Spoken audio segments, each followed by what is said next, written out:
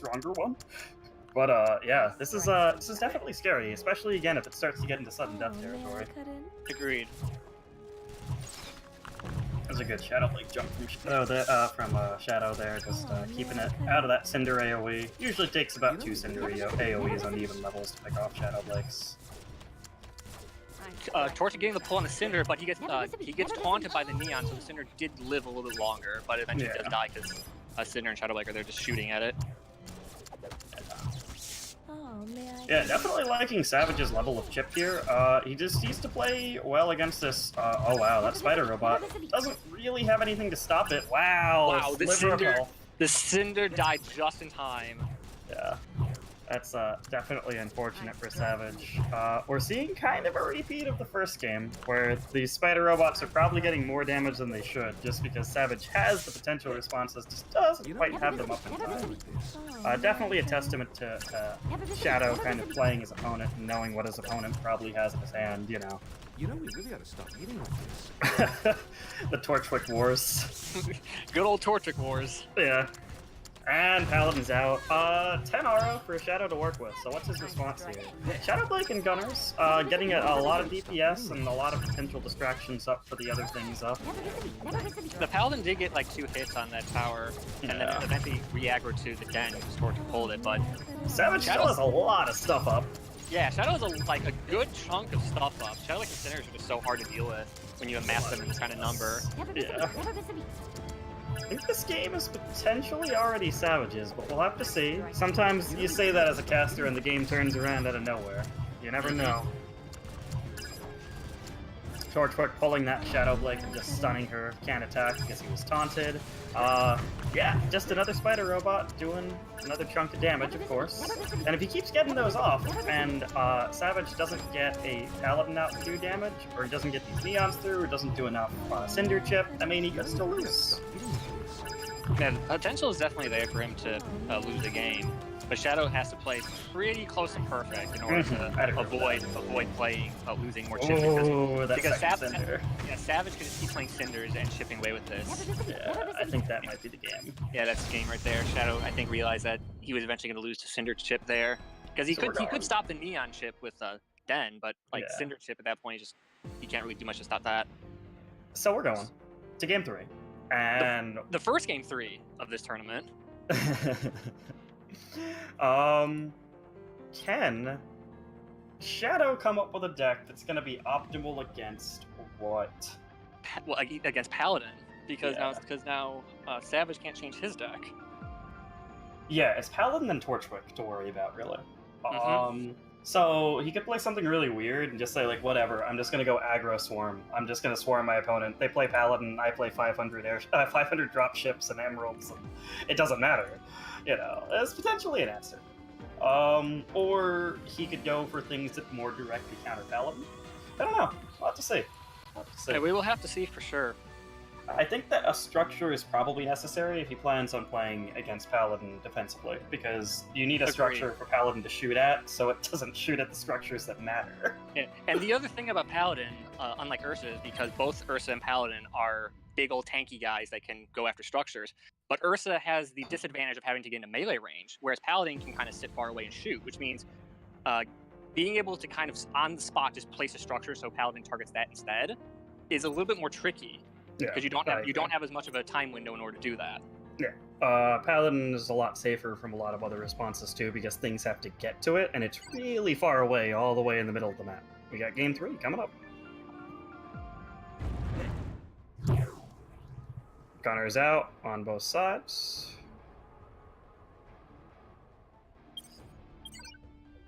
Savage running that den. Shadow has Cinder coming out. Nothing unusual yet. We just have Gunner and Cinder from Shadow. Like I said, I'm very interested to see if he changes his deck here.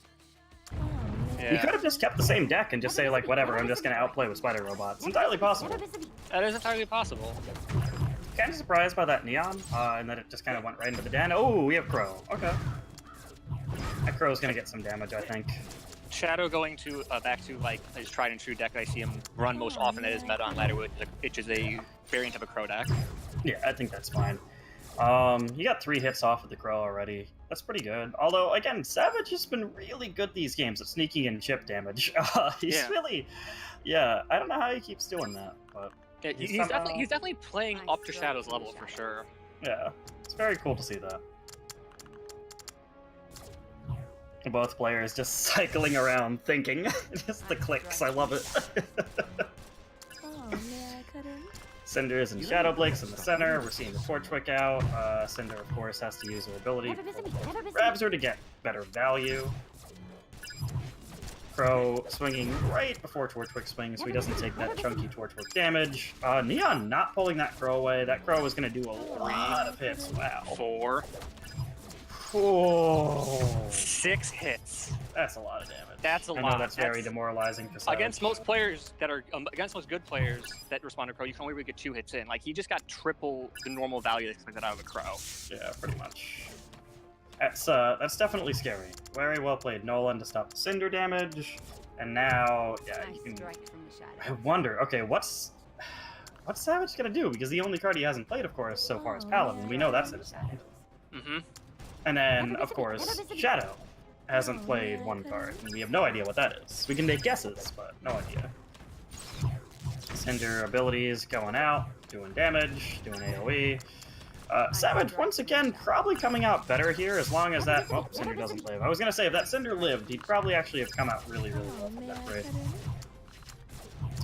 But as it stands right now, there's nothing left up to kind of contest the amount of damage that Crow's going to do. Torchwick, pull him.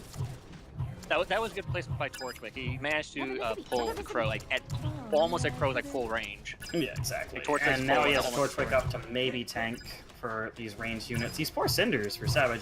If Savage would find a way to keep these mid-range Cinders alive, I think he'd be doing a lot better in this game. But that's kind of been a key thing, is somehow Cinders just keep dying. I think that, like, your opponent's spending 5 aura and sending a Crow across the board. You probably should have ways with this Torchwick tanking in the middle to keep these Cinders alive. Oh, those Gunners are on the tower. Yeah. 2 health left. That should be the game right there. Oh, the death on it. But the Cinders will get that. Yeah, wow. Shadow just playing a very solid game. I'm very curious as to what that last card was in his hand. It may very well have been Spider Droid. It really could have. Yes, we'll never know. We will never know. but Shadow does take the series 2-1 and moves on. Yes. Yes, indeed. So, yeah, definitely well played by Savage, though, no question. And now we have our last game of round 2. Rykon versus Dark Souls. Shadow in chat said that it was Torchwick. Oh, okay, alright. I figured as much, because, like, I seen Shadow run, like, a Crow Torchwick deck on ladder. Yeah, that totally makes sense. And against what Savage was running, there really was no reason for Shadow to use Torchwick there, so he could just keep it in the hand, just keep cycling the more cheaper stuff like Neon and Nolan and Gunners, and just keep trying to get aura advantage and get Crows out to do more chip. Yeah. Worth noting again, if those Cinders would have somehow survived in the middle, then he probably would have had to spend another 4 aura on Torch. But yeah. So advancing so far, we have Flashy, Sharo, Drifted, Snivano, CRVT, Servo, Shadow, and now we have our upcoming matchup, the last match of round 2, Rykon, Z, and Dark Souls. Both players on ladder do play some interesting things from time to time. Dark Souls was kind of known back in the day for kind of being the first person to test out Berengal. Yes, he was the biggest proponent of that card, and of weaker cards in general in the meta. Like, if it's definitely a thing. Like, if most players of the game say this card is weak, Dark Souls will go very far out of his way to try to design a deck around that card. 100%. 100%. And Rykon's very good too. Rykon, I'm sure I lose just as much as I win against on ladder. Very, very good player. Definitely has a unique playstyle as well. And I think that he has what it takes to take on Dark Souls, potentially. So this definitely could be another even match. Could go to 3 games. Yeah, it definitely could. And we're going into game now. Both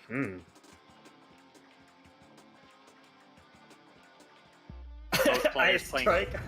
I strike from the shadows. I strike from the shadows. You can expect to see a lot of that this tournament. Oh gosh, yeah. As Shadow Blake is one of the, in many players' minds, Shadow Blake is in the top 5 cards in the game. Some people even argue that she might be the best card in the game for a while. Wow, we are seeing the snake. The snake is out to stop the... It's not too common of a response at this level. Yeah. Snake was definitely a much more calm response during the Disco Ursa meta. Oh, definitely. But, yeah, wow.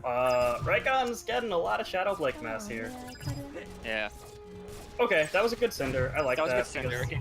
It weakens the two Blake so that they won't. You can't just keep taunting over and over again. Yeah. Interestingly, that Nolan saved that Shadow Blake from getting hit by that Cinder AoE because Shadow Blake couldn't walk forward because she had to shoot at Raikon's Nolan.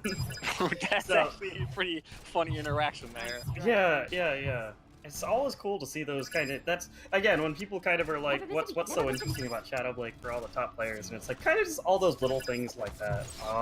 Yeah. So this Shadow Blake is going to get off a shot, pick off that Cinder, and do not that much here because another Shadow Blake dropped. Yep. Like I said, this is a pretty common interaction early on when you're not in double aura. You can't really do anything. And the cheaper cards are enough to kind of keep you alive and defend forever. Torchwick is interesting. Oh, may I cut in? Just picks off that Nolan and keeps on strolling. Stuns the Cinder. Doesn't really do too much. The KT response again is as before to stop the Ursa. Mm-hmm. And the Den as well will like ensure that like even if KT dies to this Penny, like he'll go for the Den. But the Penny will deal with the Den. Yeah, so I was gonna say. If he does die, then Ursa can potentially do something, but he plays Gunners in response, knowing that, just to be safe. Wow, the King Tiger! Oh, Again. there's 2 snakes just for a split second. Oh wow, that was a very good Den, very good Nolan on the right-hand side. That's an even Aura trade, no question. KT's getting pretty low on that Ursa. Here we go, alright. The other thing that's interesting to know is that in the most recent patch, they did buff KT's attack damage. So it does kill stuff faster, both with its normal attack and while stuff is wrapped. Yeah. I do Something that a lot of wonder. people forget about. It's interesting to note how little chip damage has happened. We might go to a draw this game unless both players really step up their damage on turrets. And as I say that, they're both like, "Oh wait, 3 minutes have passed," and they immediately start shooting everything at each other's turrets. Yes. Pretty good The realization of, oh boy, like we have just been doing chip damage to each other. We have time to kick into overdrive. Torchwick's ability is on cooldown. He can't do anything against that Ursa. He's gonna get 1 hit off, and then well, okay. And then King Taijutsu.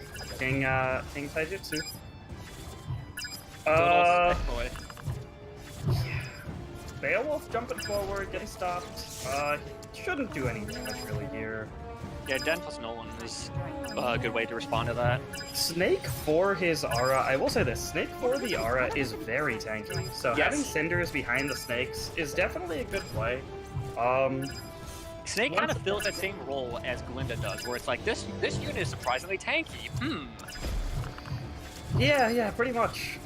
Penny's doing a lot of damage here, keeping these range units alive just long enough to do a lot of chip damage here, and it does look like, slowly but surely, Raikon is pulling ahead. But like I said, with the speed at which both players are doing chip damage, I do wonder if we will be going into a sudden death potentially here. Oh wow, the snake's too close to grab it. Time, we will break the tie by whoever has lower damage on the turret. It is entirely possible that that is going to be the result here. Interesting. Beowulf probably won't get a hit here. Just kind of tanking for the Cinder. Oh yeah, that Cinder might have been a little bit too close from Dark Souls. If that Cinder was a little bit further back, she'd probably still be alive and shooting at that Ursa right now. A little bit unfortunate. I think the interesting thing to note about this game is that Raikon has Penny in his deck, so he even if Dark Souls has all the responses to Ursa in his deck. Oh wow. There we go. just as I was saying that, Ursa gets through and manages to take a tower. Yeah, I think a lot of his problem is Dark Souls was seeing the penny and going like, well, I can't group up my cinders and my shadow blakes right back. That's why he was putting the cinders so far forward, because he's like, if I group them all up, they're all gonna die to a penny anyways, you know? Like, all he has to do is play like penny and like a Nolan to keep them all stuck, you know? Right. But in doing so, it felt like he was losing out on those mid-range fights he probably should have been winning because his opponent was behind an Aura after playing the Ursa. Yeah, that was definitely interesting. Just very well played by Raikon. Just kind of staying solid all game and staying very patient. I say patient was a good way to describe that. That was definitely a very patient play by Raikon because once Dark Souls revealed what his whole deck was by playing Tortrick and Beowulf, showing his whole deck eventually, he eventually realized that there was no really good chip win condition for Dark Souls, and he's like, oh, like even if my Ursa can't get through, I can just play Penny, and as long as I'm hitting the turret and other stuff, I will get value off of it. Yeah, Penny's definitely a really good choice behind like an existing Cinder and Shadowblade. I don't think you can really get away with just playing like Ursa and Penny and nothing else behind it. But if you already have Gunners and Cinder and Shadowblade, like that Penny Ursa or Penny Queen or Penny Paladin, you know, whatever you want to play, it's like a big target. It's a fun combination since usually people want to respond to your giant target with like cinders in the back just volleying it down, you know. And Penny kind of has the advantage over Cinder in that scenario where it's just like, well, I'm just gonna make this entire weak here, it's going to die, whereas Cinder's just like a one-time spot removal.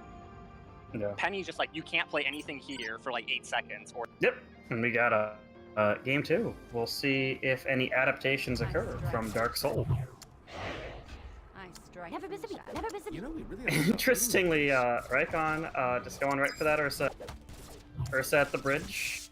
Torchwick and pulling the Ursa to the opposite turret. So again, the idea the opposite turret, I think actually in this matchup might be correct. Because I mean, oftentimes it's good. We've just seen like it hasn't always been good, I guess, in this tournament, but the idea is if you split your damage, let's say your opponent does like 3,500 damage, but it's split between 2 turrets, they'll never take a turret, and you'll take 1 turret, and that's all you need. Yeah, it's definitely one of the things where, like, if you can spread the damage evenly between 2 turrets while you focus all your efforts on 1, like, it does put that player in a position where, like, you just need to focus on 1, whereas they worry about 2. Yeah, exactly. So, I mean, the flip side of that, of course, is if you both lose a turret before 3 minutes are up and your other turret is lower, then then you are at immediate disadvantage. Yeah. Wow, okay, yeah. Dark Souls is going in with Crow, he's going in with Shadowblade, he's going in with Zwei. Interesting. Neon kind of stopping all of that, but Cinder in the back line and Crow still alive. He's got another activation up. I think he tried to position there so that he wouldn't lose that much time to the Shadowblade clone. I think that's what he was going for when he didn't go right for the turret. I'm not sure if that was correct, but I think that was the mindset, yeah. The unfortunate thing, too, is the Crow stopped a little bit short, and it hit the den and really didn't get much value on the turret. Yeah.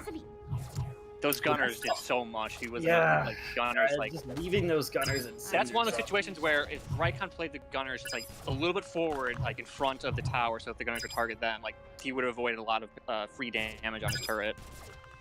That's a lot of damage. That's definitely a lot of damage.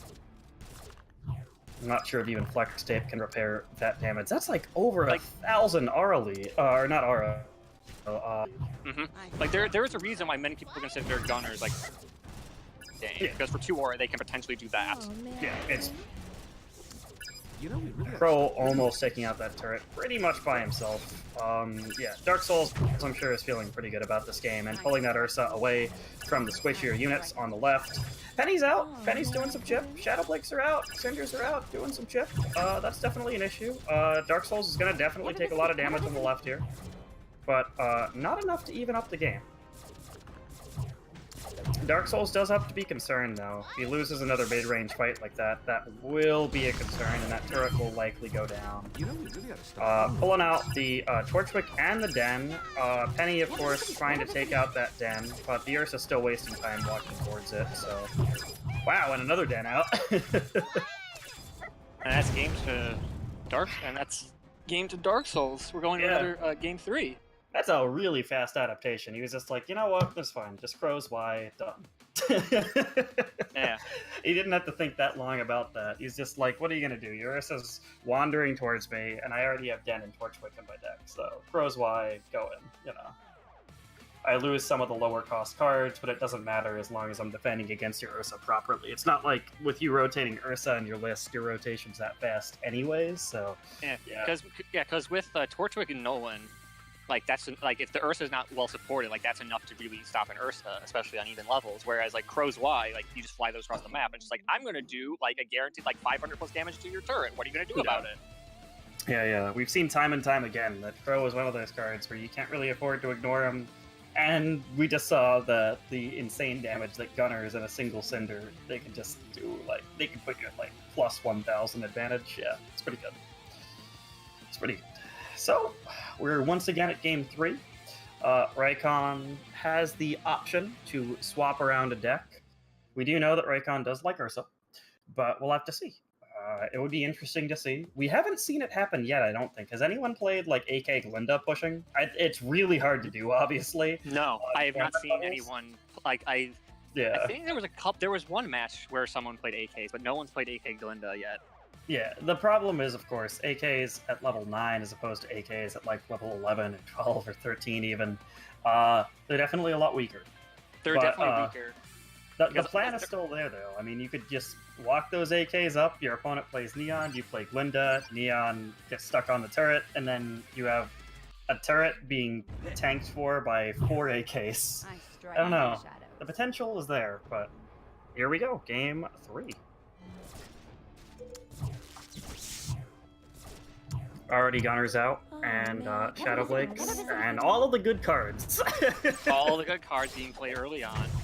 No one really overcommitting yet, just trying to figure each other out and slowly win the mid-map war. Yeah, it is definitely a thing in tournament matches where you don't want to reveal your spider droid queen Tyrion White Fang Lieutenant deck until at least a few seconds into the game.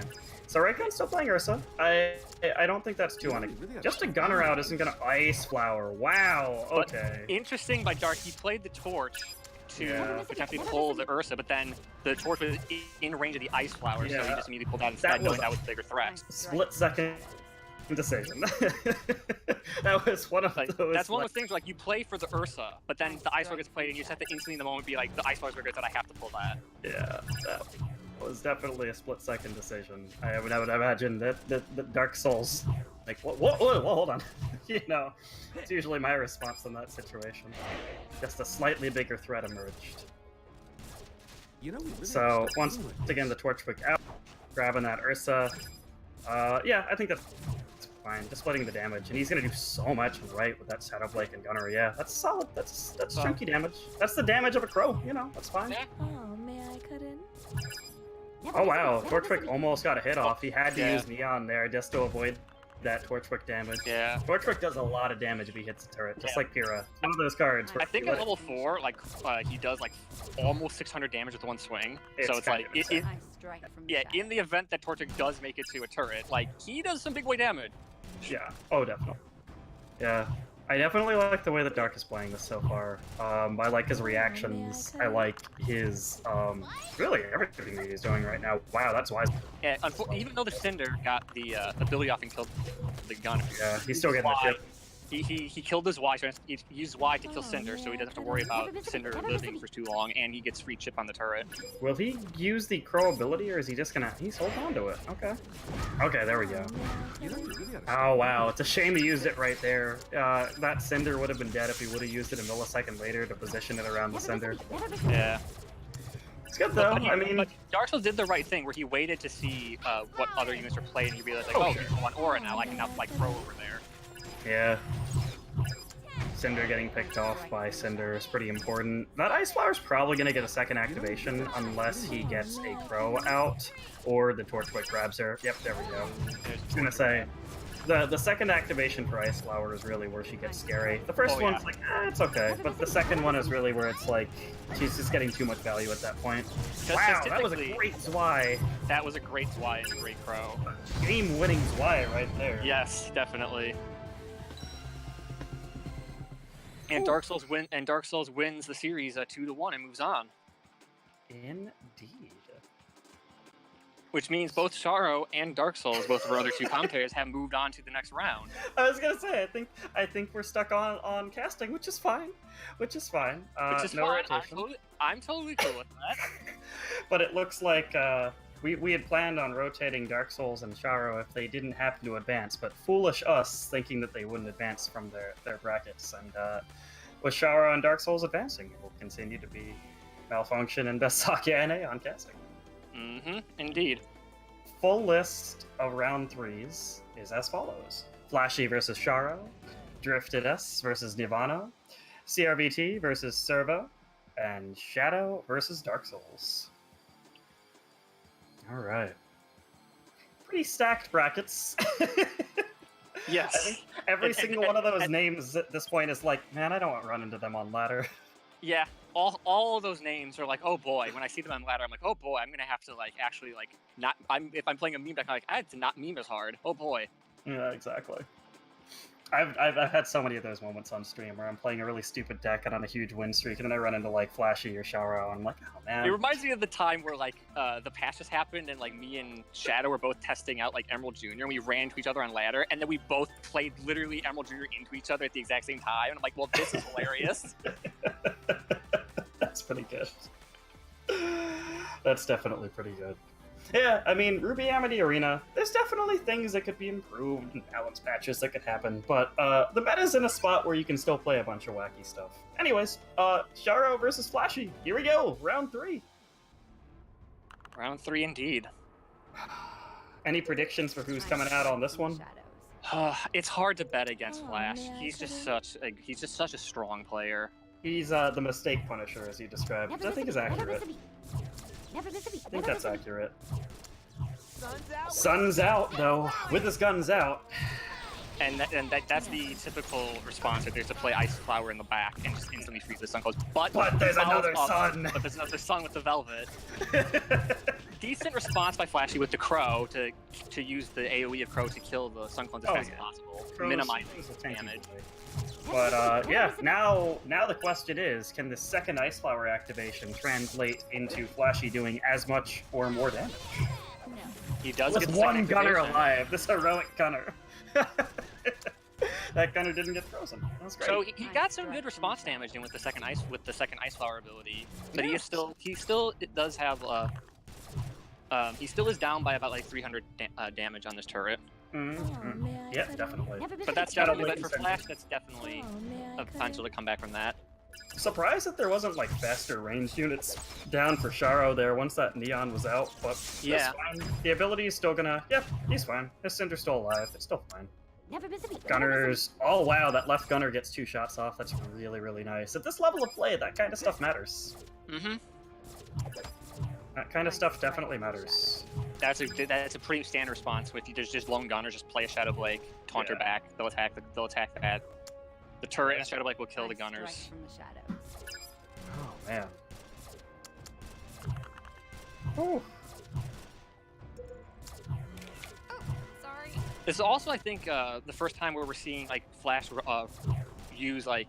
I think he's the only person in the tournament so far that has run the 1-2-2-1 Shadow Blake Cinder. Most of the people have run Den. Most other people have run Den in place of 4 BDS. Exactly. We haven't seen too much of it. I run it in almost every single one of my ladder decks, but like you're saying, a lot of these people aren't. And part of it has to do with the fact that tournament levels are different than ladder levels too. Yep, that is true. A lot of stacking here from Flashy. Sharo. Let's see what his response is. Wow. Ooh. Okay. That Ice Flower is just not in range. Okay. Well, like I said, Flashy's solid in the middle and had the right unit. Yeah, you're seeing it. Sharo kind of missing the chip damage there with the Cinder. This Crow's doing a lot of damage. Ow. Yeah. When Flashy gets ahead, he gets ahead. Mistake by Sharo there. Like, Flash is immediately punished by playing Crow. And at this point, he is such a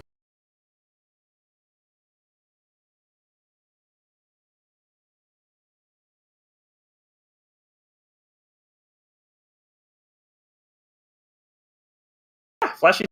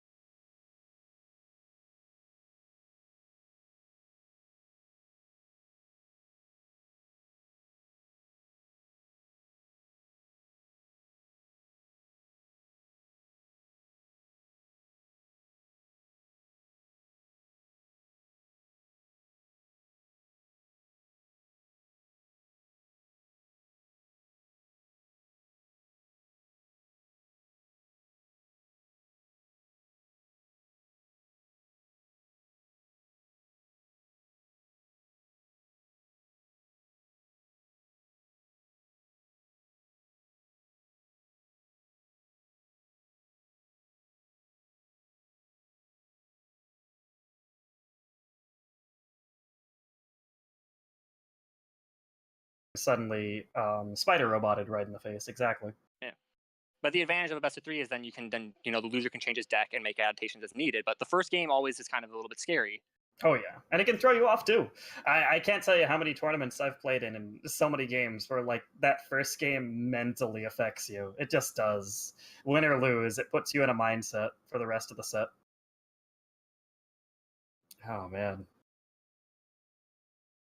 Okay.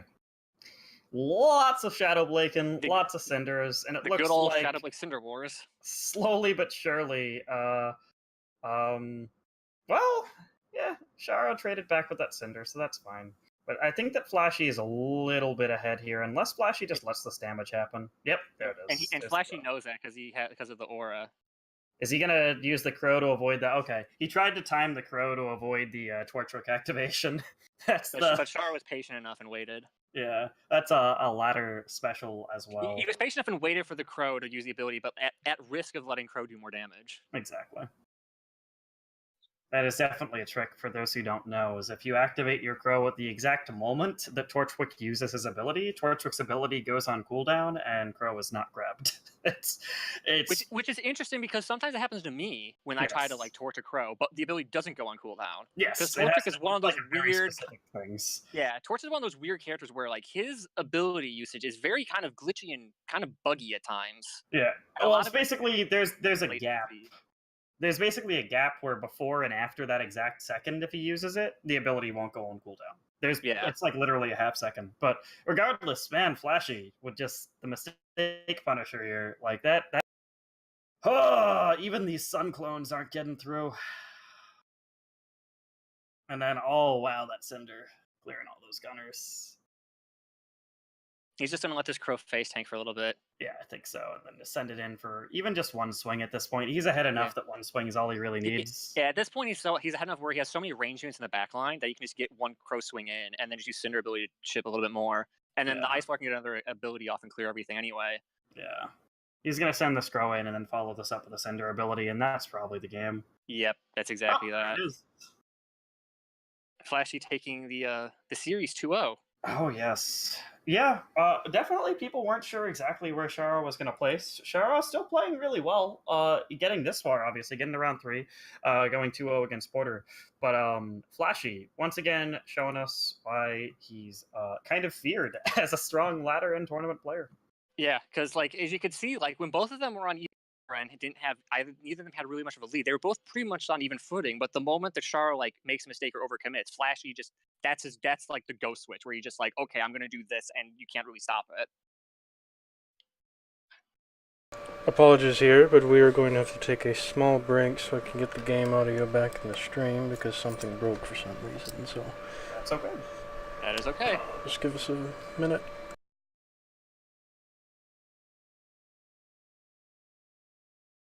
Okay, so we'll still be talking. That's fine. We can keep everyone entertained. Hi. In this minute, I don't know if we want to talk. I just lost. That's okay. Yeah. Flashy's efficiency. That's like the most frustrating thing about him, right? Yeah. I think right before this tournament, I already said that Flashy or CRVT are the guys I'm really scared of. Mm-hmm. Just Crow is really strong, and these guys know how to play Crow, and I don't have an answer. I learned how to play Crow specifically from playing against Flashy over and over. Yeah, Flashy, I definitely like. There's a lot of people up in Arena 9 at the highest level where like they're kind of known for playing a certain type of card. Like Flashy's really known for playing Crow. Sharo, you for example, are very known for playing Sun. The golfer's known for playing Ursa. Like I'm kind of the guy up here who likes to play Ren a lot. Like there's lots of different people that kind of like play a certain card and they know the ins and outs of how that card works up in literally every single situation. Yeah, pretty much. And the thing is, like, you can make the argument. You can look at it on paper and say, like, well, if your opponent flies Crow over, you can torch him, you can Nolan Neptune him, you can do all of these things. So he has all these answers. But at the end of the day, Crow still efficiently gets a lot of damage off in real games because we're all humans. We all make mistakes against Crow. It's just what happens, and that combined with winning fights in the mid with Shadow Blake and Cinder, that combination is just so scary. Like my favorite deck to play right now on ladder is just 1-2-1-2 Shadow Blake Cinder, Crow, and Den, and that's it. Yeah, Crow always gets at least one hit off, and Yeah. there's just no cheap way to deny him. I mean, we got Roman, as we saw right now. I tried Ice Flower in the first game, but he still gets damage off, and you pay a lot of aura just to keep yourself in it. Oh, definitely. And then you don't have the aura for the counter push. You saw in the first game I played Sun Velvet for countering Neon and Ice Flower, so I got 2 Suns and I got good damage in. But at the end of the day, I just never had enough aura to do it again. Yeah. The thing with Crow is that like if you win the mid fight with Shadowblade Cinder and 1-2-1-2, and then you have an Orly and you play Crow, all of a sudden you're in a catch-22 where it's like you need to deal with the Crow that's damaging your turret in the back.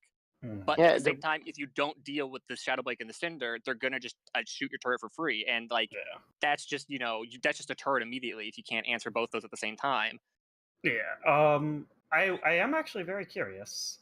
Does anyone think? I mean, I've been having a lot of fun with her on ladder recently.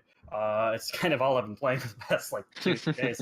But does anyone think that a Nora will appear in this tournament? We haven't seen one yet. To my I'm surprised that there has been no Nora, because Nora is, as you point out on stream a lot, Sakuya. She's the tournament cheesy card. Yeah. Yeah, she is pretty good on tournament levels. It's just that on ladder, like her stats just don't scale well with like going up against like over leveled commons and other cards. Like on tournament levels and in the tournament format. Like round 1, if you're not expecting the Nora, and then you're like, oh, I'll just play Shadowblade Cinder, whatever, you're just auto-playing round 1, and then a Nora just drops and knocks away all your defenders and does like 600 damage, and then both players chip for the rest of the game. That's the game, I don't know. Me, myself, I'm not a big Nora fan, because it doesn't help against Crow. Oh, no. And that's why I don't play it. But I saw that Flash Z was defending Nora quite a bit in the Discord channel for Ruby Amity Arena. So if anyone plays Nora, it would be him. Yeah. And again, it's one of those cards where, like, if you're not expecting it, it's like Nora is one of those cards. Like, there's a lot of cards in this game where, like, they're not quite like top, like tier S tier, but like they're good cards. Like Ren, like in certain situations, like Sun is a good card in certain situations. Like, there's a lot of cards that are like these are good cards, but like there's just other severely outclass them. Yeah. I think that Nora is definitely in that category, but I don't know. Yeah, like I said, it's one of those things where like her weird tempo advantage. If you already have Shadowblade and Cinder out, they have Shadowblade and Cinder out. You play a Nora, and she just flips everything away. Yeah, I mean you're gonna lose. Oh, Wobble and Spec. Here we go. Here we go. All right, Nivano and Drifted. Nivano, the up-and-coming, super strong Swarm player, versus Drifted, who is the Rain Killer at this point. the backline Cinder. If the Crow got to the back and managed to hit the Cinders, that would have been more value. But unfortunately, a lot of things he needs to clear now. Yeah. That's something I'm surprised about, that we didn't see many Crows flying in the back and always in front of the turret. Yeah, now we have this Neon pushing forward, Cinder just unloading arrow after arrow into that Neon fruitlessly.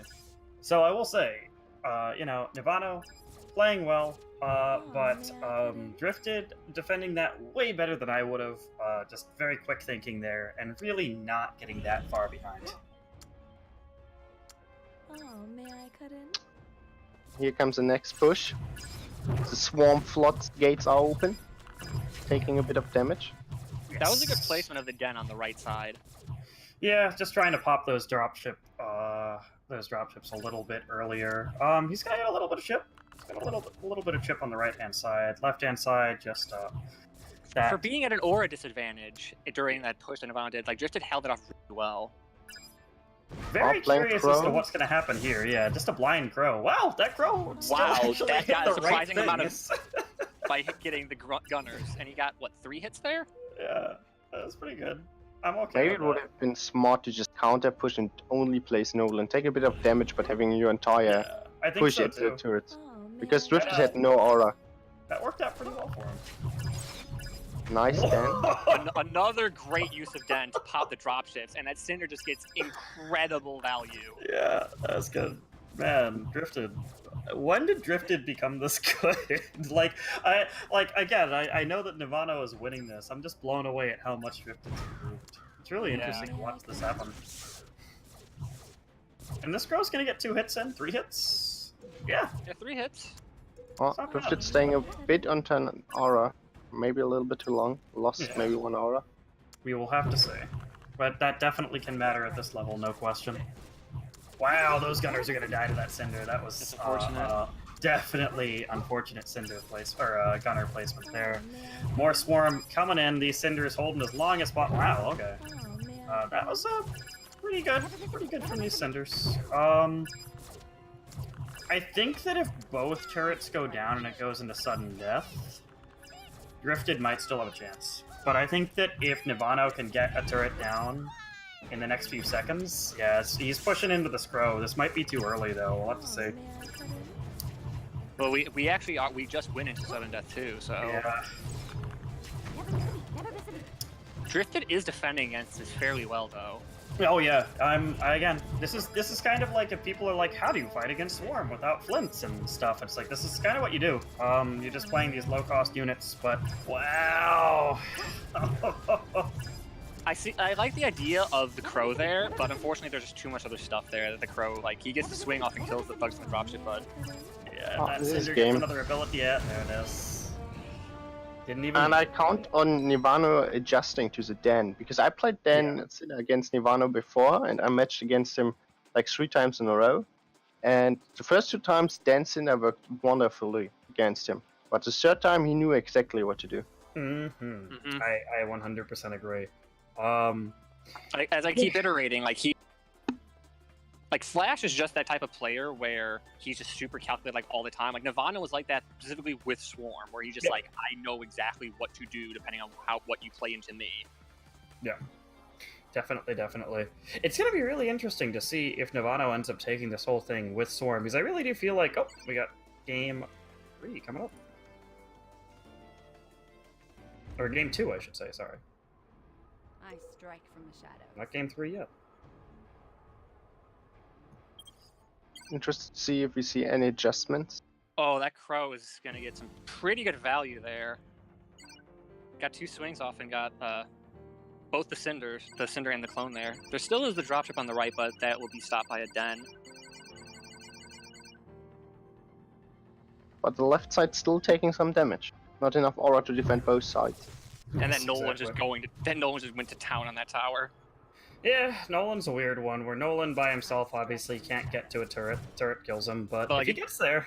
If he gets there, all of a sudden the tower's starting to get stun locked, and he will get an incredible amount of damage done. Oh, may I cut in? Yeah. Funnily enough, he's almost always a tank, so yeah, he never gets to do that, but if he does... Yeah.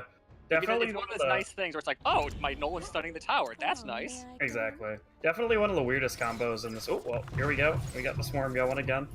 He sadly was not able to aggro the 2nd airship with his Den. Yeah.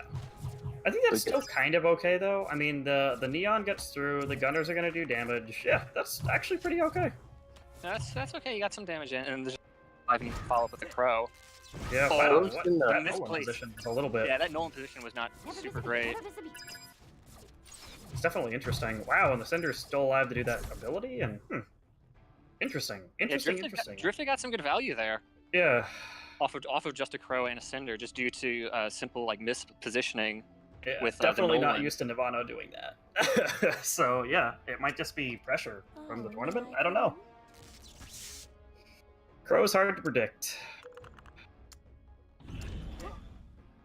Yeah, Crow's showing that he's a really strong card this tournament. Oh yeah. Sorry for everyone who's running into Crow after this tournament. Crow has always been strong. I think people just need to... I don't know. Crow's one of those cards I think we mentioned where, like, he's not, like, auto-play. Like, you can't just play Crow and instantly do damage. I mean, no card really is in this game. But, wow, this is a strong Swarm. And I don't know if... Oof. Oof indeed. That Emerald's tanking forever. Yeah, Cinder active can end the game. It was a big risk Drifted tried to take. Nearly got the right turret, but it's just not enough. Yeah, exactly. I think that was definitely exactly what I'm describing, though. Playing Crow a little bit too early, not really having the right stuff up to defend, and when you're down 5 aura, doesn't really matter if he gets 5 swings on the turret if your opponent takes 2 turrets. Yep. And that will be a game. Nearly got central tower. Yeah. Yeah, Nirvana winning the series. Yeah, definitely. Nirvana advancing. So Nirvana was our first semi-finalist, essentially, right? Or no, we had Flashy advancing too. Yeah. So it'll be Flashy versus Nirvana. Ooh. Oh, let's ignore the first quarterfinal. Never happened. Yeah. So yeah, well, I guess we move on to CRVT versus Servo. It will be an interesting one. CRVT playing both his 2 strongest meta decks right now with Swarm and Crow, and Servo, you know, he always got his Servo pocket playing the picks. strongest deck in the meta. Servo plays some wacky stuff. Oh boy. I think I'm going to get a little water break. I will let you two handle this this wonderful game, and I'll be back in a second. Alrighty then. Well, the semi-final is shaping up kind of expected, I guess. Yeah. We The have one, definitely the most biggest surprise was Drifted taking the win over Rain Buckets. That was definitely very unexpected. But most of the rest of the tournament so far has played out like kind of as expected. Yeah. When I saw the tournament tree, I was pretty sure I'm gonna lose to Flash Z. Like, Unless Cody most Sage people saves me. Most people who go up against him can kind of be like, well, this is gonna be like, I'm not expecting to win this just because Flash is, you know, he's so good at punishing mistakes. Yeah, I played against CRVT and Flash Z in friendlies before, and I realized there are decks I played against Flash Z where I was able to go into overtime and like 1 minute left in overtime, but it was not a deck which could bring me the victory, so I tried some other stuff. But yeah, it's definitely Flash Z, strong, CRVT, strong. Would be kind of unexpected if anyone beats 2 before they match in the final. But maybe Servo has the meme. To slay them all. I managed to get back in time, which is exciting because I am very excited to see Servo completely win this tournament with Queen Penny. Who knows, right? I mean, he did win the last tournament using a Queen deck. Yeah, it's entirely possible. It is entirely possible. Let's see what treat he has for us now. Yeah, seems like Here we this go. standard Crow deck for CRVT.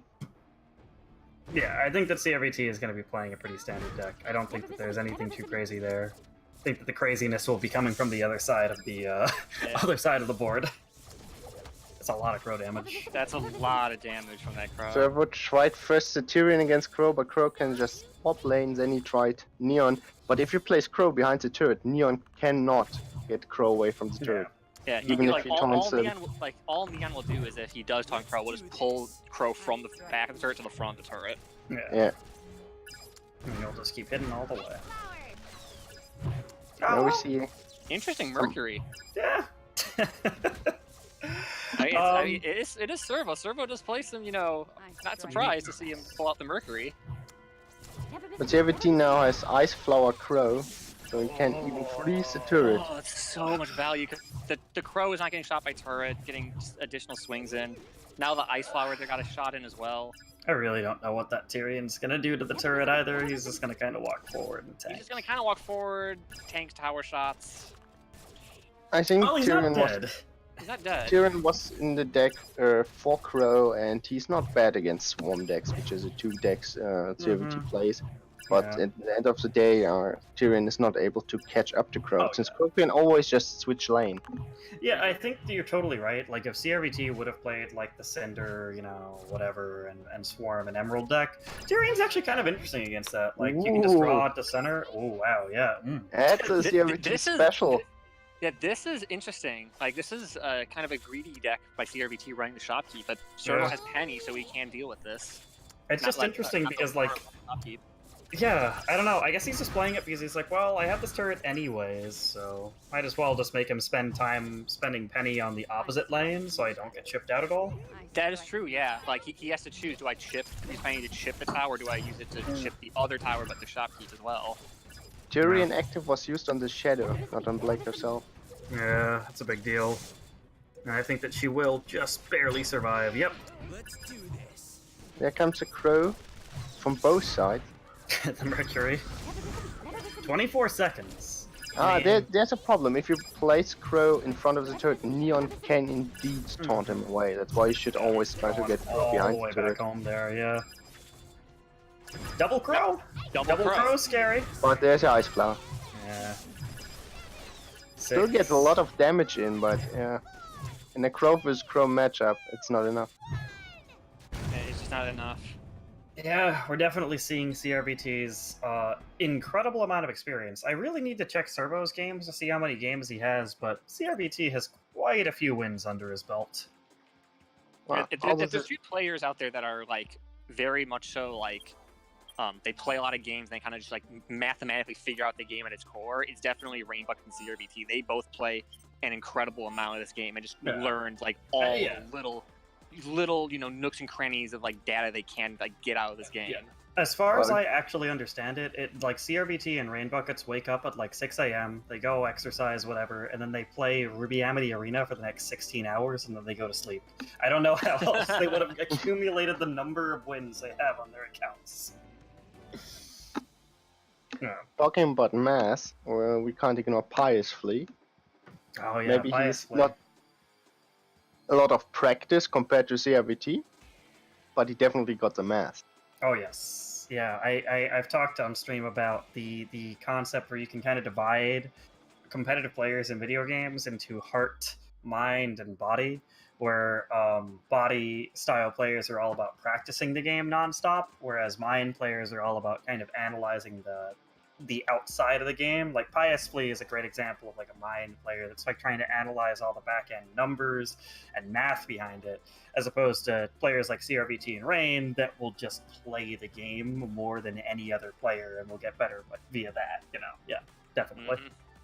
And Heart, we got Servo right here, so Heart is Heart players are definitely the people that like to run kind of like strange eclectic cards, like Servo running like his Queen and Spider Droid, like Quarterback's definitely a Heart player, like loving his White Fang Lieutenant. Yeah. I mean, I'm a bit of a Heart player, but well, you love your son, yeah. I mean, I guess I kind of qualify as a Heart player too, because I love me my Ren. Heart is more playing against the opponent rather than playing the analytics or playing the practice. Heart is more predicting what you think your opponent will do in advance and then making like really good predictive calls. I'd argue that's more Heart. Yeah, it's more kind of intuition. Reading the opponent. Yeah, exactly. Intuition reading the opponent. What's big in this game right here, by the way, is that Servo used Penny to ship the turret, and because CRVT saw that, he could play his Shopkeep in the back because he knew there was no Penny being able to ship it. Again, Penny using to ship the turret. I don't know if it's the right choice. You need to deal with the Shopkeep somehow. I know that like CRVT and Rain mentioned it, that like sometimes it might be worth it in double aura to put Penny onto turrets for chip instead of going for Shopkeep, but I think when you're not in double aura, like Penny on a Shopkeep is probably worth it just because you don't want to let that Shopkeep live and just get an aura advantage before double aura. Yeah, pretty much exactly that. I strike from the Yeah, I mean, on one hand, Servo has a little bit more damage on turret that he's established, but like you're all saying, that Shopkeep getting all that value is big. I'm just gonna go back to CRVT with a big misplay. He misplayed his Penny ability. Wow, I don't know what the heck happened there, but you are totally correct. That's a huge issue. It's heartbreaking. That's essentially just 4 aura that's just like not gonna get anything done, and like whatever aura advantage that CRVT had with his Shopkeep just kind of just disappeared right there. This Penny is not hitting the turret, so we're seeing drops on both sides. Ooh. Well, Both these Penny plays are just unfortunate. And we are back to the start. Yeah, CRT is going to try and re-get his lead again by banking with the shopkeep. Yeah, I mean, sometimes this happens when you're seeing like tournament plays all the way into like round 3 or round 4. This play isn't gonna happen at this point. Using the iframes to dodge the mech reactor. Mercury in theory can interrupt Ice Flower's active if you use it early enough, but you kinda need to predict. Indeed. I tried myself quite a bit, it's way too hard and dropped it. Yeah. Especially considering Mercury travel time with the ability, it just makes it so difficult to be like, time it perfectly. No. Yeah, the enemy can just wait wow. using Mercury. That Crow's hitting a lot of targets at once there. Well, he's not hitting the penny, unfortunately, there. If he would have hit the penny, he would have limited a little bit of that DPS. Still, with the aura advantage, CRVT's gaining the lead ever so slowly. Yes. That Like you shopkeep mentioned. This is when the shopkeep that's just been sitting there just accumulating ore this whole time. Like, this is when CRVT can start to use that to his advantage. That Ice Flower went so far back, it will definitely get a second activation this game. Oh yeah. Well, it's walking through all that damage. All it needs to take is a little bit more damage. Shadow Blade clone sadly not perfectly placed, so still attacking the turret. Crow getting 2 swings off, but a little too little at this point. Servo is going to try to bring it back with this penny. Potentially, if he rotates to the right cards, maybe can make it happen, but oh god, there's so little time. He's jumping the Shadow Blades in, it's coming down to the wire. There it is. There it is. Good game, but sadly not enough. I mean, where was the queen? Where was the spider droid? How is he supposed to win without the 2 cards? Yeah, that's true. That's true. At least a Ribbon Blake. Yes, at least a Ribbon Blake. Ribbon Blake has had tournament success, which is another fascinating anecdote in general. Yeah, maybe I should have played against Flash. I know last tournament it worked wonderfully. So that was game 2, right? That was game 2, which means CRVT advances. Mm-hmm. So we have one last quarterfinal left. Shadow and Dark Souls. 2 players who have light to meme. I don't know what kind of decks they're really going to be breaking out here. Dark definitely likes to experiment with stuff and definitely kind of has much more of a... Dark I would definitely classify as a heart type of player where like he plays a lot of strange stuff and you know he's like if he loses he's like okay like I'll change it up and see if I can make it work, but like you know losses don't like affect him too hard, especially on ladder, but in tournaments I do know that he's had like you know he kind of he tries definitely. Yes, we'll definitely have to see. I think that Shadow is a little bit more easy to predict, as he's probably going to be playing something pretty efficient. Although we did see, you know, some kind of odd stuff he was breaking out today.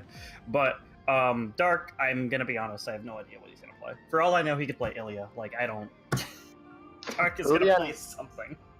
Ilya saw play once this